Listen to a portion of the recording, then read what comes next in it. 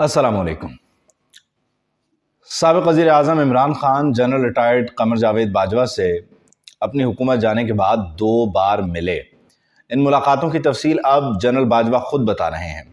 जावेद चौधरी के कॉलम में इन मुलाकातों की जो टाइम लाइन है और इन मुलाकातों की जो तफसील है वो आपके साथ शेयर करते हैं, और इसमें जो कुछ सवालात हैं जो सर उठा रहे हैं वो भी आपके सामने रखेंगे। बहरहाल एक चीज़ तो ये बड़ी अहम है इसको समझना और देखना कि जनरल क़मर जावेद बाजवा एक जुमला कह रहे हैं कि मैंने अपनी इमेज को, अपनी ज़ात को कुर्बान करते हुए मुल्क को बचाया।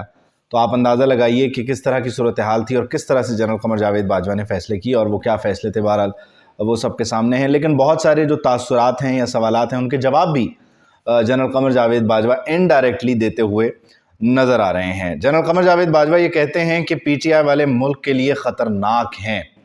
इमरान खान ने काबीना इजलास में सऊदी वली अहद के बारे में नाजेबा ज़बान इस्तेमाल की। उनके अपने वज़ीर ने, यानी इमरान खान की काबीना के एक मेंबर ने पाकिस्तान में तैनात सऊदी सफ़ीर को इस गाली का बता भी दिया।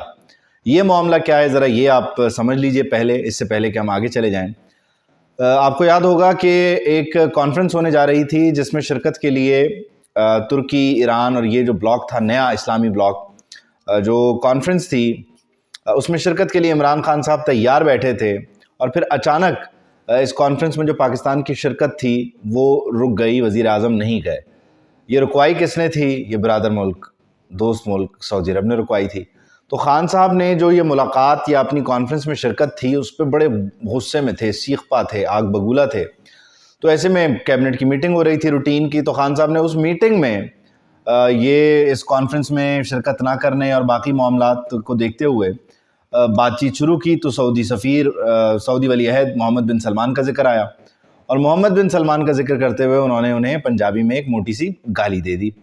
अब वो मोटी सी गाली जो है वो सऊदी सफ़ीर तक पहुँची जनाब किसी वज़ीर के ज़रिए, और वो वज़ीर साहब कौन है अलबत्ता ये पता चलना बड़ा ज़रूरी है, क्योंकि ये कौन था जो काबीना की कार्रवाई को इस तरह आउट करता था। ये सवाल खान साहब को पूछना चाहिए, या क्या पता खान साहब को पता हो, वो बात ना करना चाह रहे हो। लेकिन फिर हुआ क्या, सऊदी सफ़ीर ने वो जो गाली थी उसको लोगों से उसका तर्जुमा करवाना शुरू कर दिया और पूछना शुरू कर दिया कि ये इसका क्या मतलब है, इसका क्या मतलब है। और ये गाली चलती चलती अल्लामा ताहिर अशरफी साहब जो कि काबीना का ही हिस्सा थे उन तक पहुंचे, और उनसे पूछा गया भाई इसका क्या मतलब है। तो उनके कान खड़े हो गए, उन्होंने सोचा भाई ये इस तक कैसे पहुंच गई बात। फिर बहरहाल जी खान साहब के नोटिस में भी आ गई, फिर ये मामला अस्करी क़यादत तक भी पहुंचाया गया। और यही वजह थी कि सऊदीया ने जो हम पर एहसान किया हुआ था $3 अरब का, वो उसने फिर अचानक, आपको याद होगा, कि वापस मांगे, और हमने फिर उसे वापस किए भी, क्योंकि हमारे पास बातचीत के लिए तो कोई रास्ता था नहीं। हम उन्हें नाराज़ कर चुके थे, हम उन्हें बंद कमरों में मोटी मोटी गालियाँ दे रहे थे। तो ये है सऊदी वली अहद से नाराज़गी की वजह, और सऊदी वली अहद को मोटी गालियाँ देने की बुनियादी वजह, ये समझना बड़ा ही ज़रूरी है। बहरहाल जी जनरल क़मर जावेद बाजवा साहब जो हैं वो ये कहते हैं, उनसे सवाल पूछा गया कि क्या आपने इमरान खान को कौमी असम्बली से मुस्ताफ़ी होने से रोका था। पहले आपको ये सारी जो कहानी है बात की वो सुनाते हैं, फिर आपको खान साहब का यू टर्न बताते हैं कि खान साहब ने यू टर्न कैसे लिया और मुलाकातों में खान साहब क्या मुतालबा करते रहे, क्या तकाजा करते रहे। तो जब अदम एतमाद कामयाब हो गई और Khan sahab the other side of the aisle आ गए, तो भी जनरल क़मर जावेद बाजवा उन्हें मशवरा दे रहे थे और मैसेज कर रहे थे। मैसेज क्या किया ये मैं आपको बताता हूँ। सवाल पूछा गया जी कि क्या आपने इमरान खान को कौमी असम्बली से मुस्ताफ़ी होने से रोका था। तो फिर उस पर उन्होंने कहा कि हाँ जी ये बिल्कुल दुरुस्त है, मैंने अदम एतमाद के बाद इमरान खान को मैसेज किया था, प्राइम मिनिस्टर आप सिर्फ एक मैच हारे हैं और सीरीज़ अभी बाकी है, यानी कि अभी सिर्फ एक मैच हारे हैं, सीरीज़ पूरी बाकी है, तो आप मुस्ताफ़ी ना हो। ये बड़ा ढका छुपा मैसेज है, लेकिन बड़ा लाउड एंड क्लियर भी है एक ही वक्त में। जनरल बाजवा ने कहा कि जी आप और हुकूमत में सिर्फ 2 ही वोटों का तो फ़र्क है, आप कौमी असम्बली से इस्तीफ़े देने की गलती ना करें, क्योंकि ये गलती बांग्लादेश में खालिदा ज़िया ने की थी। हसीना वाजिद ने उसकी पूरी पार्टी फिर तबाह कर दी। आप असम्बली में रहें, आपको दोबारा मौका मिल जाएगा। अब खान साहब ने क्या किया, खान साहब ने मैसेज देखा और देखने के बाद कोई जवाब नहीं दिया, सीन एंड इग्नोर्ड। इस तरह से जनरल क़मर जावेद बाजवा का जो पैगाम था वो खान साहब तक पहुँचा, तो उन्होंने उसको सुना भी, देखा भी, पढ़ा भी, लेकिन उसका जवाब भी नहीं दिया और ना ही उस मशवरे पर अमल किया। अलबत्ता आज खान साहब दोबारा कौमी असम्बली में जाने के लिए कभी एक अदालत का दरवाज़ा खटखटाते हैं, कभी दूसरी अदालत का दरवाज़ा खटखटाते हैं, 8 हल्कों से इंतखाब लड़के कौम का पैसा ज़ाया करवाते हैं। लेकिन उस वक्त जब किसी सियाणे ने मशवरा दिया तो उस वक्त खान साहब ने मशवरा माना नहीं। बहरहाल जी, एक और सवाल हुआ कि आपने इमरान खान की हुकूमत क्यों गिराई। जो अब खान साहब बार बार बात करते हैं ना कि मेरी हुकूमत गिरा दी और वो एक ही शख्स था, मेरी हुकूमत गिरा दी, अमेरिका के साथ साजिश हुई, वो साइफर आया, किसी और ने उसको किसी और को उसमें एड्रेस किया गया वगैरह वगैरह। तो जी खान साहब से पूछा, बाजवा साहब से पूछा गया कि भाई आपने हुकूमत गिराई क्यों, बिलाखिर आपको ऐसी क्या ज़रूरत पड़ गई थी। सो वो कहते हैं कि हमने इनकी हुकूमत नहीं गिराई, हमने सिर्फ जो इनको प्रोटेक्ट करने का सिलसिला था वो रोक दिया। यानी कि जो हम मैनेजमेंट करते थे, जो जनरल फैज़ साहब की टीम थी जो मैनेजमेंट करती थी, बेसिकली हमने वो सिलसिला रोक दिया और हमने out in the open in सबको छोड़ दिया कि जो मर्जी फैसला करें, इनकी अपनी मर्जी है, सियासत करें, अब सियासतदान सियासत करें। तो वो कहते हैं कि जी हमारा जुर्म सिर्फ ये था कि हमने इनकी हुकूमत बचाई क्यों नहीं। यानी कि खान साहब बार बार एक बात करते हैं ना कि मैंने शौकत तरीन को भी भेजा, जाओ बताओ मईशत का क्या हाल होगा, फलाना क्या होगा, ढिमकाना क्या होगा। तो मैं इन्हें बार बार बोलता रहा, लेकिन इन्होंने मेरी हुकूमत नहीं बचाई। इमरान खान चाहते थे कि हम आगे बढ़कर उनकी हुकूमत बचाएं और हमने नहीं बचाई। बहरहाल फिर सवाल पूछा कि आप इससे पहले तो ये सब करते थे, फिर अब आपने क्यों नहीं किया। इसका बड़ा एक वैलिड एक जवाब है और ये रीज़न है बेसिकली रजीम चेंज की। आपने यहाँ पे इसको गौर से सुनना है। वो ये कहते हैं कि अगर मैं अपना फ़ायदा देखता तो मेरे लिए तो सबसे ज़्यादा सूटेबल था कि मैं इमरान खान की हुकूमत बचाता, फेयरवेल लेता इज़्ज़त के साथ, यानी नवंबर में रिटायर होता और अपने जो है वो रिटायरमेंट की ज़िंदगी गुजारता। लेकिन मैंने मुल्क के लिए अपने इमेज की कुर्बानी दी। मुश्किल लेकिन सही फ़ैसला किया, क्योंकि अगर ये रह जाते तो ये मुल्क के लिए ख़तरनाक थे, अगर ये रहते तो फिर मुल्क ना रहता।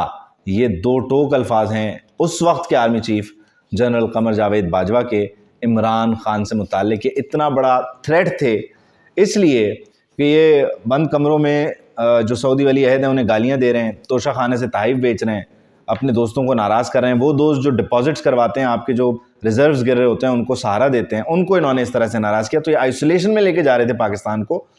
तो हुआ ये कि इन्होंने हुकूमत गिराई तो नहीं, लेकिन गिरती हुकूमत बचाई भी नहीं, और इस तरह से खान साहब जो हैं वो अप्रैल में बाहर हो गए। बहरहाल जी, खान साहब की मुलाकातों पे आ जाते हैं ज़रा मुख्तसरन, और साथ ही साथ जो है ज़रा उसकी थोड़ी सी गहराई पे भी बात कर लेते हैं। 18 अगस्त 2022 की शाम थी।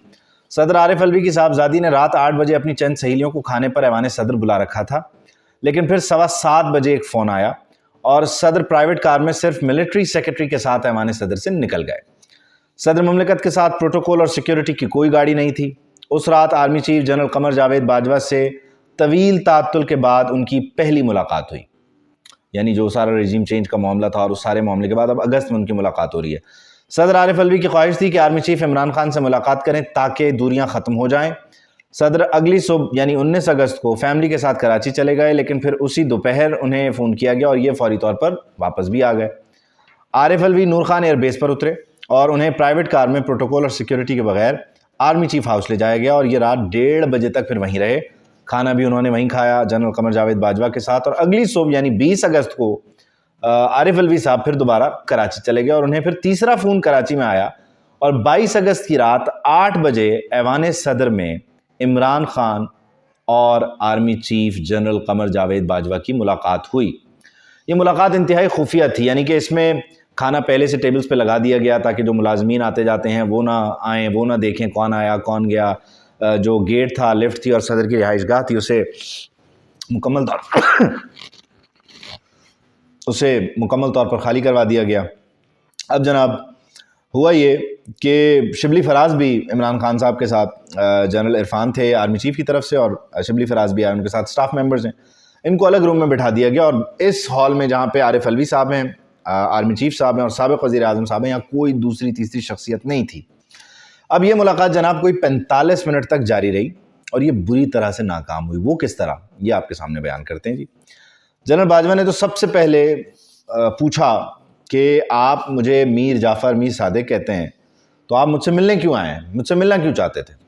तो खान साहब ने फ़ौरन हड़बड़ा के जवाब दिया कि जी मैं आपको नहीं, मैं तो वो नवाज़ शरीफ को और शहबाज शरीफ को मीर जाफ़र मीर सादिक कहता हूँ। फिर इमरान खान, अच्छा यहाँ आपने ये बात याद रखनी है कि अगस्त से पहले तक, यानी अगस्त के आखिरी हफ्ते से पहले तक इमरान खान मीर जाफ़र मीर सादिक, वो मीर जाफ़र मीर सादिक कहते थे। और इस मुलाकात के बाद उन्होंने कहना शुरू किया कि उनकी पूरी टीम ने कहना शुरू कर दिया कि हम मीर जाफ़र मीर सादिक तो नवाज़ शहबाज को कहते हैं। उससे पहले तक ये अनडिक्लेयर्ड थे मीर जाफ़र मीर सादिक के कौन है।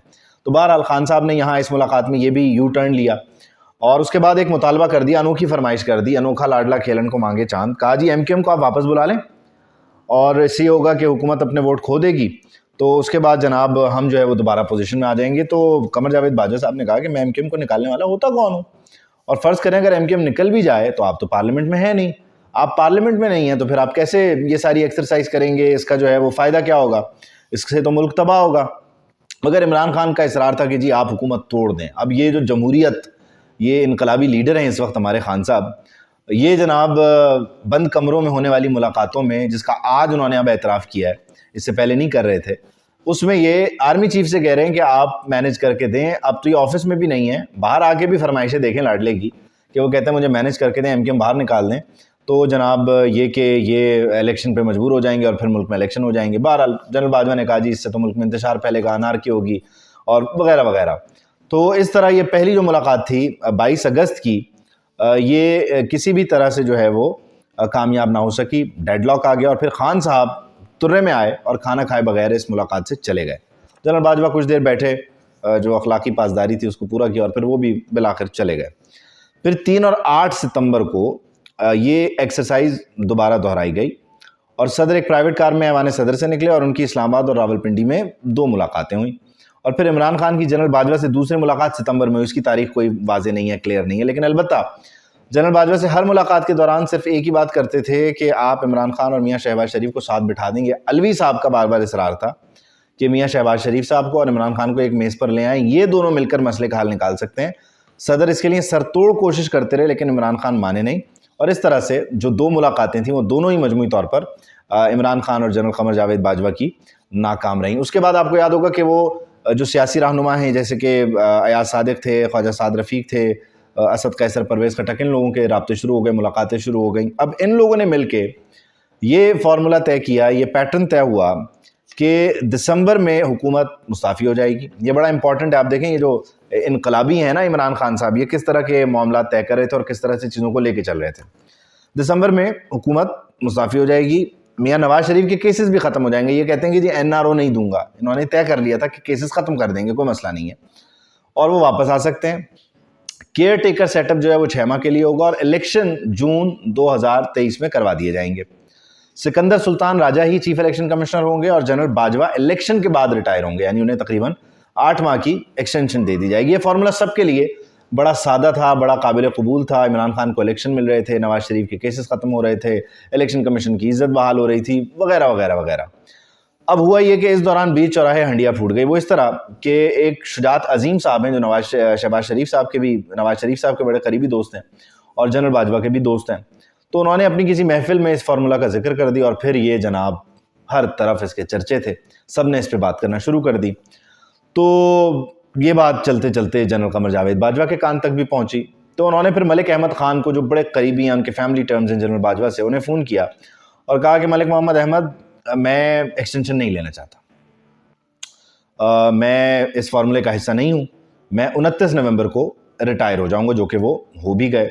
गो के आपको याद होगा कि शहबाज शरीफ जब शर्म शेख से अचानक लंदन गए थे तो ये बातें थी कि जनरल बाजवा को एक्सटेंशन दी जा रही है और वो दिसंबर का प्लान था, दिसंबर बड़ा यूं है, खूनी है, फलाना है, तारीखी जो समत है पाकिस्तान की उसका तयन हो जाएगा। ये तहरीक इंसाफ वाले कह रहे थे, ये आपको दिखाने के लिए, मुझे दिखाने के लिए बातें थी, बंद कमरों में पूरा पैटर्न सेट था।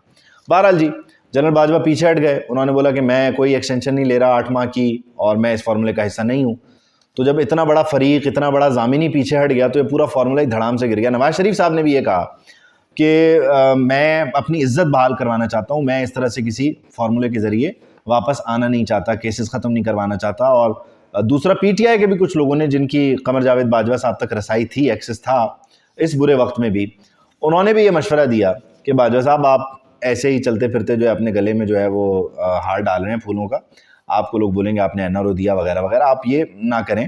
तो ये फार्मूला ऐवान सदर और लंदन, इस्लामाबाद, उसके अलावा जनाब लाहौर, बनीगाला, हर तरफ से मुस्तरद हो गया, पिंडी से भी मुस्तरद हो गया। तो इस तरह जो खान साहब की ख्वाहिश थी अर्ली इलेक्शंस की, वो पूरी नहीं हुई और खान साहब जो हैं वो जो तय करके बैठे थे सारे मामलात, वो भी रह गए और अब खान साहब दोबारा मिन्नत तरले कर रहे हैं कि उन्हें किसी तरह नए सेटअप से उनकी कोई मुलाकात हो जाए और नए सेटअप में वो कोई गेम डाल सकें। लेकिन नया सेटअप पुराने वालों से सबक सीखा हुआ है, नया सेटअप खान साहब को नेड़े भी नहीं लगने दे रहा। तो खान साहब ने बिल आखिर 2 मुलाकातें की और उन्होंने इन 2 मुलाकातों में बड़ा टिल का ज़ोर लगाया कि किसी तरह उनके लिए हालात और मामलात साजगार हो जाएं, लेकिन ऐसा हुआ नहीं। और ख़ान साहब आज रो पिट रहे हैं और अपीलें कर रहे हैं, इल्तिजाएं कर रहे हैं, लेकिन उनकी कोई सुनने वाला नहीं है।